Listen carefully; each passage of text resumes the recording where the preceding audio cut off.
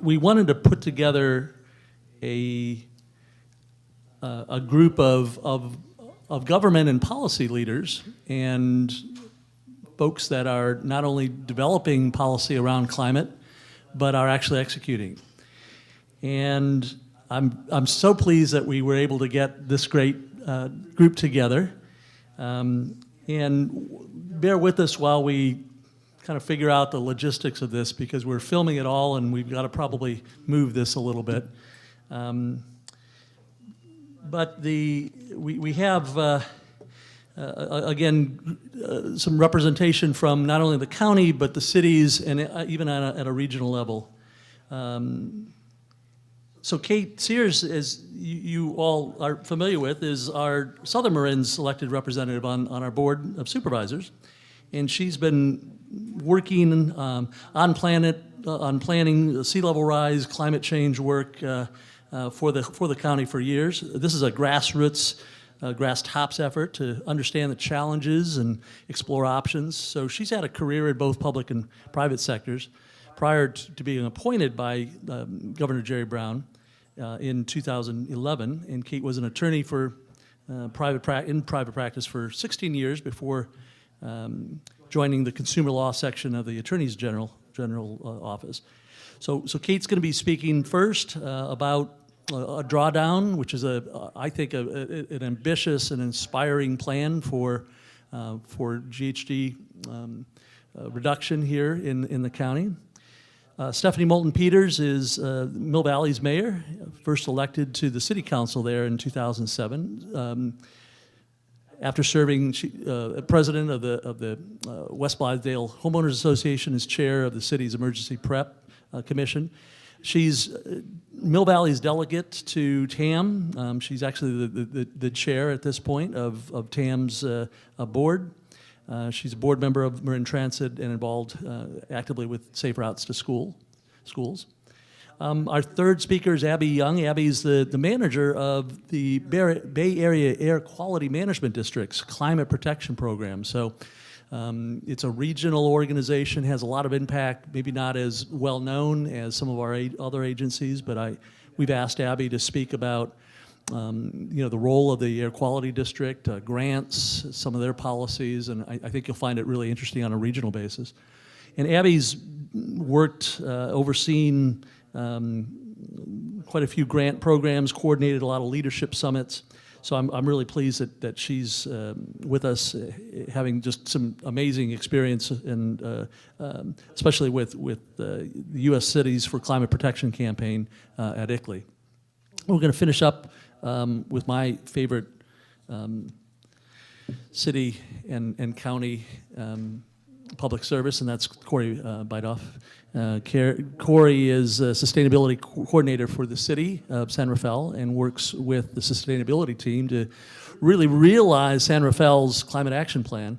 He's the chair of the San Rafael Clean Campaign and is a member of the city's emergency operations. Just finished putting together an amazing climate action plan for the city, which I'd encourage you all to get a chance to read. It's probably going to win some awards. A lot of Cory's work also resulted in San Rafael receiving the Beacon Award about 9 years ago, which recognized San Rafael as one of the most sustainable cities in the entire state.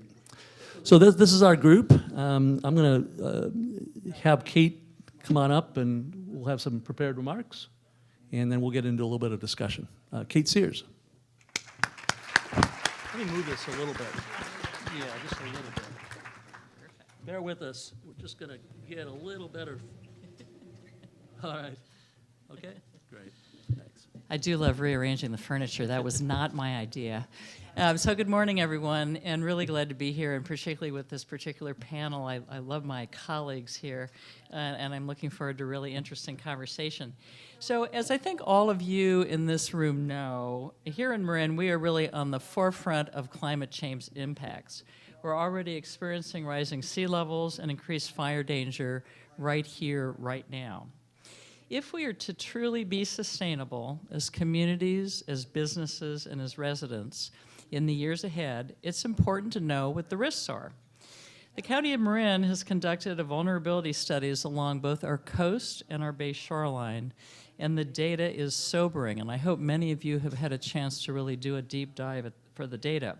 But I want to just call out a couple of pieces of information that I think are important for us today as we're thinking about our business community. The Marin shoreline accounts for hundreds of millions of dollars in economic activity. The more than 12,000 buildings that will be vulnerable to flooding at 5 feet of sea level rise with a 100-year storm. A 100-year storm is a storm that has a 1% chance of occurring each winter. We know that everything is happening more often and more quickly than we anticipated. Those more than 12,000 buildings account for more than $6 billion in assessed property value. 200 miles of roads will be wet, including highways 101, 137, and 580. Wastewater treatment facilities also will be impacted by sea level rise, affecting every resident in the county. Employment opportunities at shopping, industrial, and office sites could be lost. Moreover, transportation access for business deliveries, employees, and customers can be compromised by rising sea levels, typically before the business itself is vulnerable. Employees who live within or have to pass through vulnerable areas may not be able to get to work. I'm not trying to scare you, but I do want us to get focused and realize the importance of taking action right now. If we are to successfully address the challenges we face and adapt to an evolving climate, what matters most is collective action and collaboration.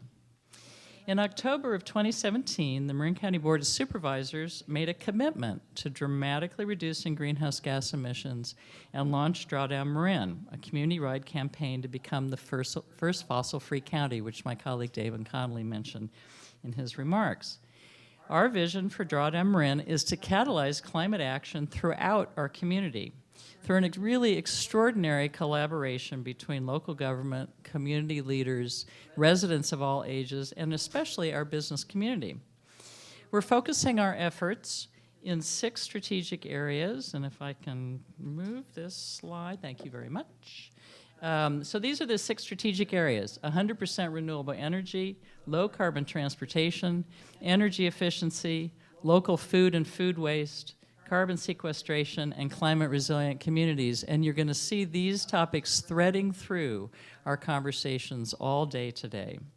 We've hired a terrific person to lead the county's effort, Alex Portshaver, who is here somewhere. Alex, there she is, right at the back. Stand up, say, wave around.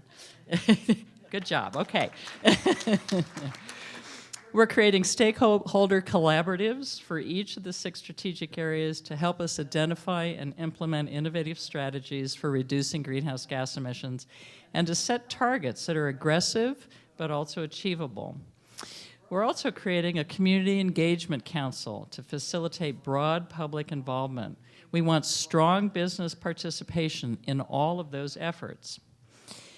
Commercial and residential buildings account for 36% of Marin's total greenhouse gas emissions. That's a big slice of the pie, which means there is a lot of opportunity to reduce emissions by focusing on making our buildings more energy efficient. The other big piece of the pie is transportation, which accounts for 53% of Marin's greenhouse gas emissions. We need to significantly reduce those emissions, and we need to do it now, and we need all of your help to make that happen. But so, particularly the business folks in this room might ask, is there a business case for going green and getting involved in this initiative? And I'd say, yes, there absolutely is, but only if you consider lowering your energy bills, reducing maintenance costs, and improving employee morale and productivity to be good for your business. Increasing energy efficiency saves on utility costs. Streamlining transportation of employees or shipping saves money and helps reduce traffic congestion, which makes it easier to attract and retain employees. Going green also sends an important positive signal to customers. In 2013, Nielsen surveyed 30,000 customers in North America. 42% said they would pay more for products from sustainable sources. That number undoubtedly is higher 5 years later in California, and particularly in Marin County. Engaging employees in company-wide green initiatives boosts morale and makes employees feel that they are part of the work community that cares about them and cares about the world. As more and more internationally known companies go green, it's also a way for small businesses to have a seat at the table. The recent Global Climate Action Summit in San Francisco was an incredible showcase of business activism and commitment to cut greenhouse gas emissions, and I'm going to give you some examples here of that business commitment. Apple, Bank of America, Bloomberg, Citi, Cliff Bar, Coca-Cola, eBay, General Motors, JP Morgan Chase, Nike, and Wells Fargo committed to going 100% renewable energy to power their businesses. This is huge. Levi Strauss & Company committed to cut greenhouse gas emissions by 90% in its own operations and 40% throughout its supply chain by 2025. The supply chain piece of this is incredibly important, which I know you all know. And Lyft committed to going carbon neutral for all rides and to purchasing renewable energy to power its offices, its driver hubs, and electric vehicles. This is an incredible green wave that is pulling all of us forward, and we need to make sure that we're surfing that wave. Finally, I'm still on that business case for going green. Going green is really a way to get ahead of the curve in a constantly changing legal environment. There already are green laws on the books, and there are surely more to come. The state of California is already taking steps to move the state to 100% clean energy by 2045 and is requiring state agencies to double the rate of energy efficiency savings in buildings. All of us need to get ready for enhanced green standards and requirements, and I think we'll probably hear just a little bit more from Abby about all of that. So I'm going to tell you a little bit more about MCE Clean Energy, I think probably during our question and answer period. But what I want to say to you for today, I really have two messages. One is the incredible importance of all of us taking action and taking action right now. I think a number of us have been saying for a while now that there's sort of the fierce urgency of now, but everything we've been seeing with the increased storms, with the new IPCC report that's come out, all the signals that we're getting from the environment are telling us, act now.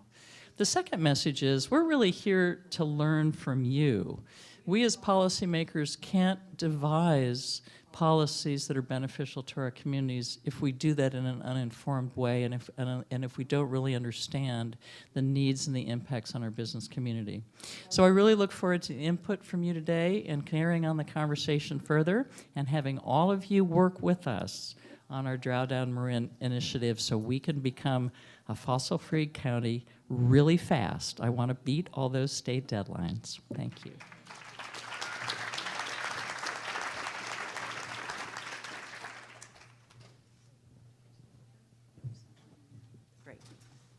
Good morning, everyone. It's so nice to see so many familiar faces here.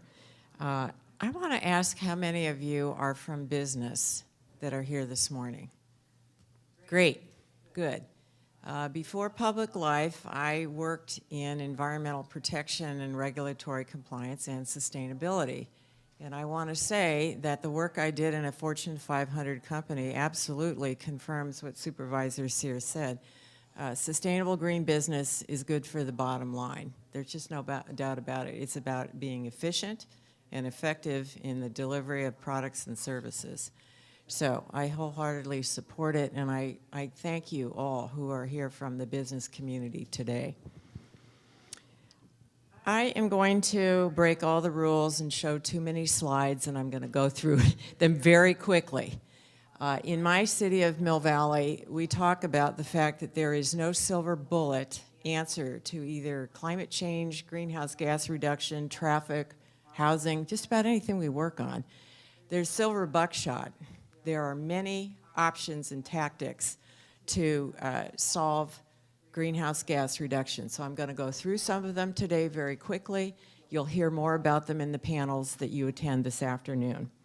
So let's see, I'm not great at this, but let's try it. Yeah, good, I turned it off. Okay.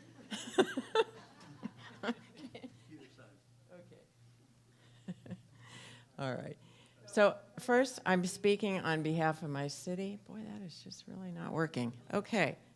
Yes.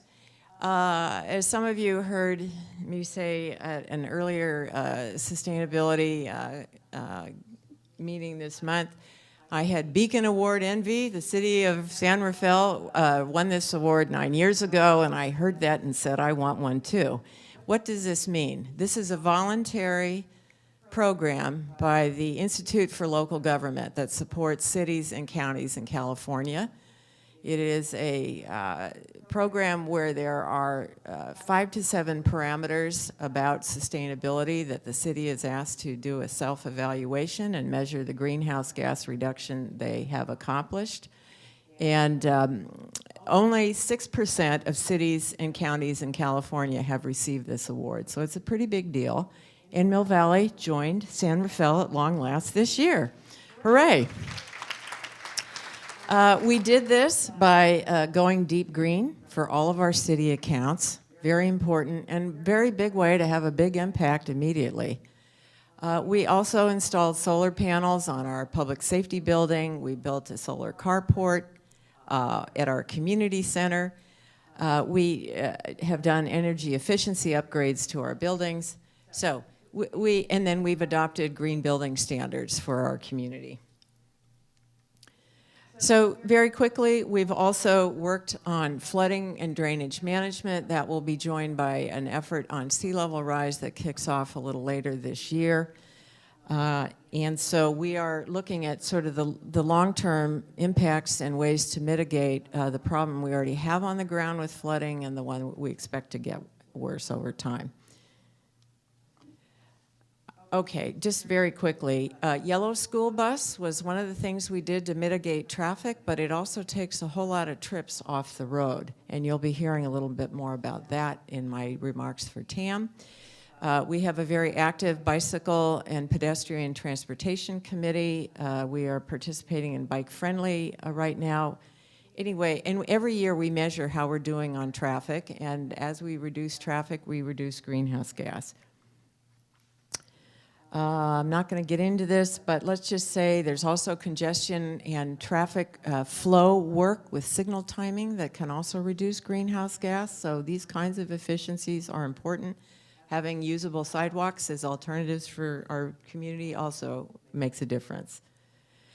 I'm very proud of our Miller Avenue project. This was a community-based streetscape design process, went on for 15 years. Had 5 committees, and people kind of laugh about that, but you know what? We got out the other end, and we have won 2 awards for this, for design that builds in complete streets for pedestrians, cars, transit, and bicycles. Okay. So there we have our beautiful new Miller Avenue, and we really do see more people using the street. So one of the things I've learned in my travels around the country and around different countries, you have to have the infrastructure, whether it's for cycling or for EVs. You've got to have it in if you expect people to use it. So that's our first lesson, and we have more to go in our city. On part of TAM, I do chair the Transportation Authority of Marin, and I bring my green lens to the work that we do there. I'm very happy that members of our staff are here today, and they're very active. So in a silver buckshot way of looking at what can be done in transportation, this is like herding cats. It's not quite as easy as the green building, changing out thermostats, putting in insulation. Transportation is truly a moving target. So what I'm going to do very quickly is go through some slides that show the various programs that we are working on at the Transportation Authority. These are options for you and for your employees to consider as modes to get to work, modes to encourage your customers, and anything you can do to incentivize your employees and your customers to think differently about how they move around Marin County and the Bay Area. That's what we need to be thinking about. We've doubled our service in transit. Much of our local transit is for those who are transit dependent and do not have other ways to get around, whether it's seniors, low-income population, or students. But nonetheless, this is a very good way to reduce greenhouse gases. Excuse me. As I mentioned, we've done yellow school bus in different parts of Marin County. We are looking to expand this if we can find a funding source. That's a challenge right now, but it is a benefit. Oh, dear. Safe routes to school is one of the ways I transitioned from private sector to public sector when my kids were in school, wondering why the heck every parent was taking their kid to school in one car, one kid, and I just couldn't understand it for a county as small as Marin and as healthy as Marin. So over the last 15, 18 years, we really have gone up with the number of trips that kids are taking, green trips on their feet, by bike, by transit, and by carpool. In Mill Valley, some 60% of our kids going to middle school get there with a green trip, and we're very proud of that. As you heard, we have 2 new electric buses. Supervisor Sears was a wonderful instigator 2 years ago when she was chair of Marin Transit Board to say, gosh, guys, we really got to get green buses. And it took a little while and some grant money and partnership with Golden Gate Transit, which we're happy about, and we now have them. We're going to pilot test them, see how they perform, and how we can add to our fleet over time.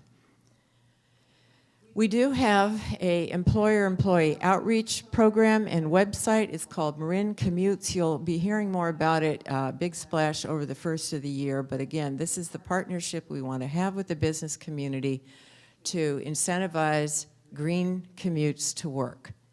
You'll hear more about that this afternoon.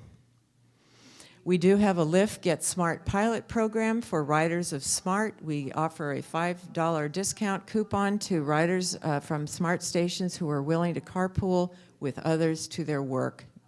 And what we're finding, is that, look at that, the bar chart goes up. This service is being utilized more and more as the months go on. That's the kind of trend you want to see. Van Pool Incentive Program, one of our oldest programs. We have many, many van pools coming in that receive this incentive subsidy, and that brings a lot of workers in from the East Bay and the North Bay as well. That's a good thing. If it's something your business can use, please talk to the people from TAM this afternoon. Bike share coming to Marin and Sonoma to the SMART stations this coming year. That's exciting. We're looking forward to it, and also to partnering with our Sonoma County government partners. EV program, thanks to many of you in this room. This program got a boost this year. We are more focused than ever on putting in public infrastructure. We're grateful the county jumped in with both feet and got stations in. There are many other cities, school districts, and businesses that are following suit now. Part of what we need to do, though, is still reach out to folks in town, our communities, and get them to drive green if they're going to drive. Okay, lots going on there. That's a picture of EVs and different elements. We had the buses already. Outreach and education, again, it's all about raising awareness. A lot of you in this room do that, and we're happy to partner with you at TAM. And finally, Damon Conley mentioned AA. We really do need this sales tax measure to pass. It's a straight renewal, but it opens up new options for us to address sustainability and greenhouse gas reduction, and we really want the opportunity to do that at TAM. And I want to thank you for your attention on that.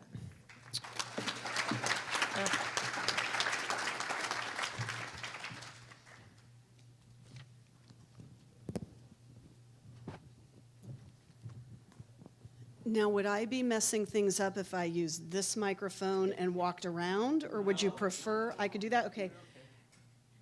How do you turn it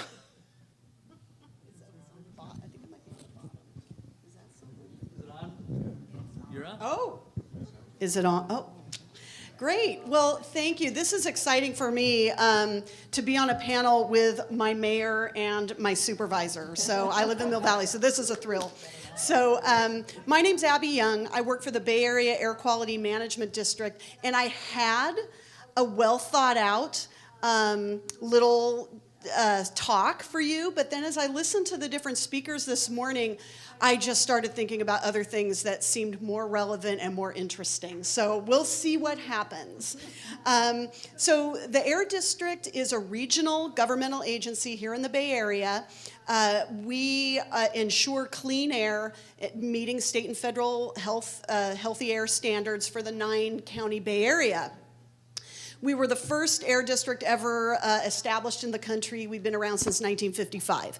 And we do a lot of things to achieve that mission. We regulate, we provide grants and incentives, we do research, we measure different pollutants, and we do a lot of voluntary things like community engagement and marketing and working with local governments. Now, traditionally, we focused on regional air pollutants like ozone, or we call it smog. But over the decades, as we've kind of gotten a handle on those traditional regional air pollutants, we've been transitioning our attention to more critical emerging air pollution-related problems like global warming. So for the past 12 years, we've had a pretty robust climate protection program at the Air District, and the cornerstone of that program is working with local governments.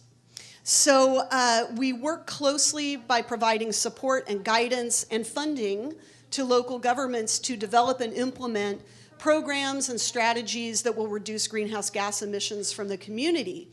So a couple of those, the ways that we've interacted with Marin County is by providing some of the early seed money for Marin Clean Energy. And don't think I don't lead with that in almost every single talk I give. That's one of our big success stories.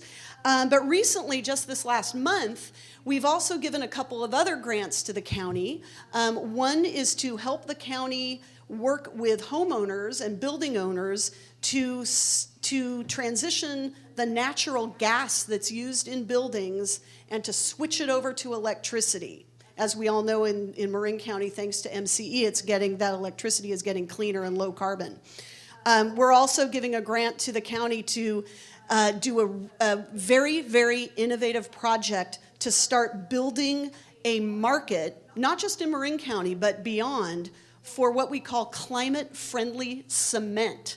So producing cement is very carbon intensive, and what Marin County is doing is providing the model policies to require that climate-friendly cement, which requires a lot less carbon in its production, to be spread not just through Marin, but beyond through California and the country. So we partner with local governments a lot. I also wanted to talk a little bit about something Congressman Huffman said this morning. He was talking about all these rollbacks that are happening at the federal level, rolling back assistance and programs to reduce greenhouse gas emissions. And the Air District is very aware of this, and we spend a lot of time trying to think about how we can fill those gaps. So Congressman Huffman mentioned certain areas that the federal government was rolling back on: methane, high potential global climate pollutants. Well, the Air District's in the middle of developing a Bay Area-wide methane reduction strategy. We are beginning the thinking around a region-wide fossil fuel combustion strategy, and we're in the beginning of thinking about a region-wide strategy to reduce highly potent greenhouse gas pollutants. So we are really trying to pick up the slack. So that was, and partnering with local governments on a lot of this and on a lot of the implementation will be key. So now we've got this slide up. Let me talk about this. So as you've heard many speakers say, Marin County has a climate action plan. It's a very good climate action plan. And what I wanted to do was show you this slide. So this slide frames two different ways that we can think about Marin County's contribution to global warming. And it's really small, but you don't have to read the fine print. That pie chart is the traditional way, and this is the way that we all do greenhouse gas inventories, whether it's cities or counties or the Air District or the state of California or the EPA. This is the way we do it. And as you can see, that orange section, that's transportation. So in Marin County, as Supervisor Sears mentioned, transportation is more than 50% of our greenhouse gas emissions. That's where they come from. The next two largest slices of the pie, the green and the dark blue, those represent our buildings, our commercial and residential buildings, the energy that we use in those buildings. And so thank you for doing the math for me, Kate. 53% transportation, 36% buildings. So that's nearly 90% of the emissions in Marin County are coming from transportation and buildings. This is what we call a production-based inventory. If you drew a circle around Marin County, and these are the emissions that result from, or that come out of Marin County. The bar chart looks at it differently. This is the result of a collaboration the Air District engaged in with the UC Berkeley to do what we call a consumption-based greenhouse gas inventory. So what this looks at, and it's all done through modeling, is it looks at the greenhouse gas emissions that result from the consumption decisions and patterns that we make. So that is life cycle greenhouse gas emissions, cradle to grave. So it accounts for the cradle to grave greenhouse gas emissions, that's hard to say, that result from when we put a meal on the table, from when we purchase a computer or an iPhone or take a trip to the podiatrist. That's what that bar chart is showing you. And the first thing I want to do is draw your attention to that little number, which you can't read, but I'll tell you what it is, in the bottom left-hand corner of the pie chart. And that number is about 1.5 million tons of greenhouse gases. 1.5 million tons of greenhouse gases, when we look at the production of emissions in Marin County, that's about what's produced a year. When we think about our consumption and that impact on greenhouse gases, that number becomes 4.8 million tons. Over 3 times as much responsibility for global warming when we think about our gluttonous consumption patterns here in Marin versus the traditional way of looking at greenhouse gases. And then when we look at this bar chart, where are those consumption, where is the impact of our consumption falling? That tallest column on the left is transportation. That makes sense. That short one next to it is buildings. That's a lot different from what we saw in the production-based inventory. And then those next 3 columns are food, goods, and services. So those are the dominating part of our consumption-based inventory. And those first columns, transportation and buildings, government is really focusing a lot on those buckets of emissions. We're not doing a thing, or, well, in Marin we're doing a little bit on food, but for the most part, we're not doing a thing on food, goods, and services. So those will become a bigger part of that consumption picture. But that is where you all have a role to play. Food, goods, and services is where the business community and individuals and households interface. And it's what the market is providing and what the market is demanding that needs to change. And those are the areas where government needs to figure out how to engage better with the business community to stimulate a pathway toward a lower carbon economy. So I'm not really, I'm just laying it out for you. I'm hoping this is sort of food for discussion. One thing that the Air District is about to launch is a partnership with the California Infrastructure Bank, where we will be providing zero-interest loans to governments and loan guarantees to Bay Area businesses to invest in making transitions from greenhouse gas-based equipment or programs to lower carbon options. And I would also say that it's the business community that I think Kate or Maureen, Stephanie, Kate or Stephanie, you mentioned this. We need to figure out how to engage with the business community a little better. That is the sector where the Air District is probably engaging the least. We know how to work with local governments, we know how to work with schools, we know how to work with nonprofits, but we haven't really figured out how to work with businesses. And it's increasingly important that we figure it out. So anyway, I'm just sort of throwing those thoughts out for everyone. Thank you.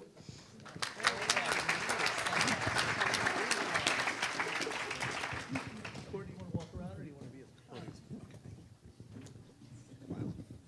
podium? Another area that we lead here in Marin is strong women leaders. Can we export this across the country? I am continually inspired, and taking the master class for an environmental forum in Marin, it just became really apparent to me as well, so I really appreciate that. It's hard to come after people like you as well.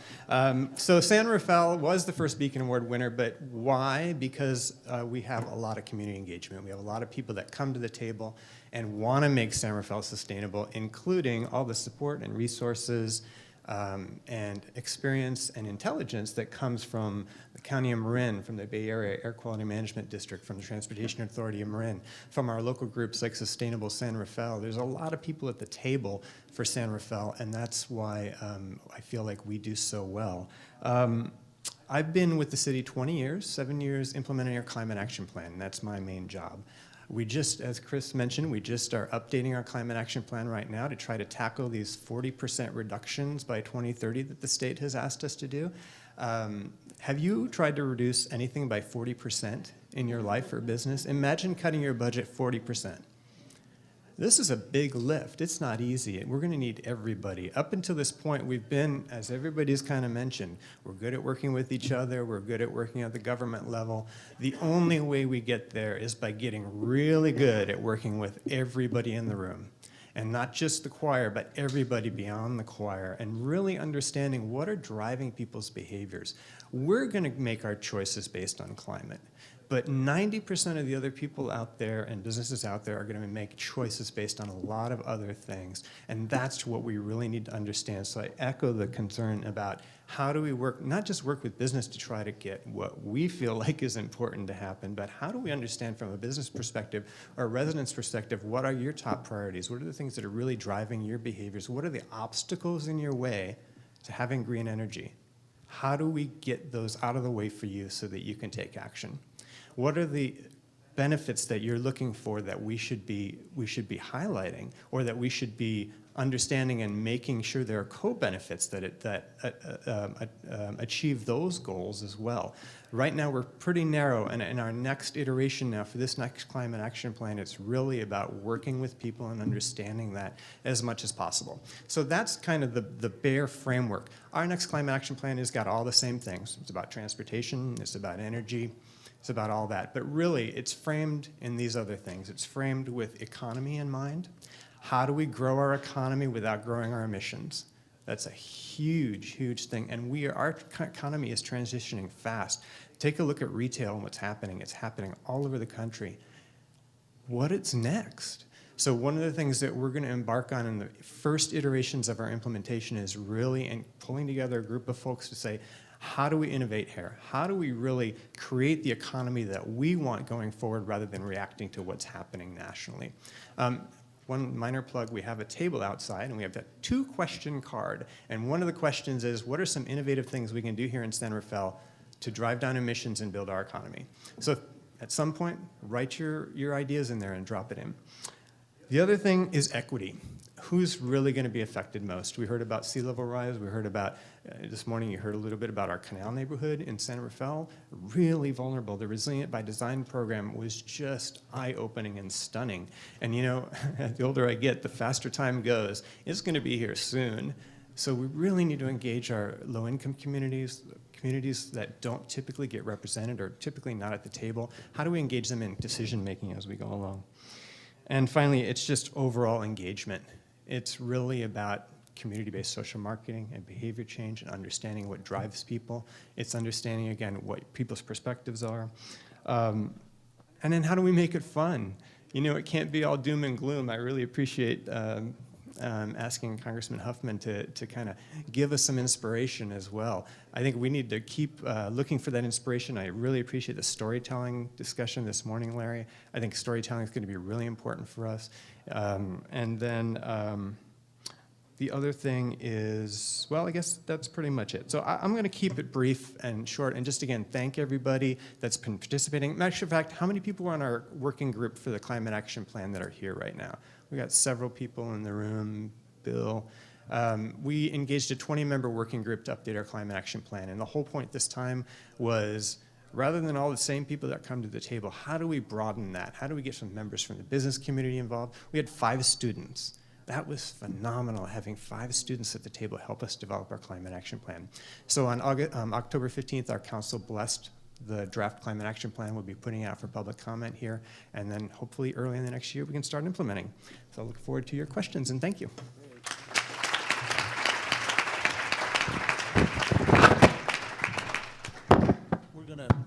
We're gonna shorten or compress the format, and no, it's okay. But I want to open it up to the audience to have them ask you questions, but I will pose a question to you all.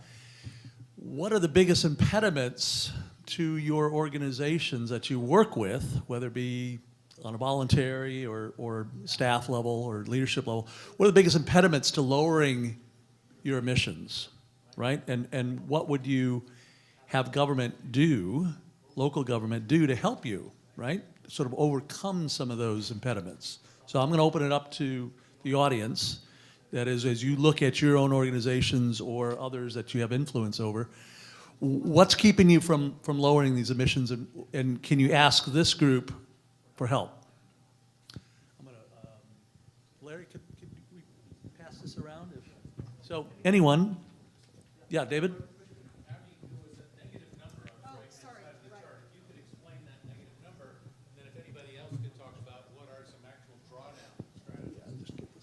Is this on? Oh, okay. So the negative number, sorry. Yeah, I didn't have that much time. That reflects a reduction in greenhouse gases due to activities in the waste sector. So when we recycle and when we compost, that reduces greenhouse gas emissions. So that's why you saw that negative bar. Yeah, go ahead. I'll start with the greenhouse gases. One of the most serious disposal issues is refrigerants.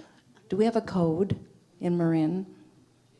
And secondly, in the East Bay, they use a shuttle, like a shuttle, no, I don't mean shuttle, ride share, no, whatever it is. You can stop at various places and carpool. Okay, people, not everyone driving into San Francisco. I use public transit. I've never owned a car, and you pollute me every day waiting for a bus.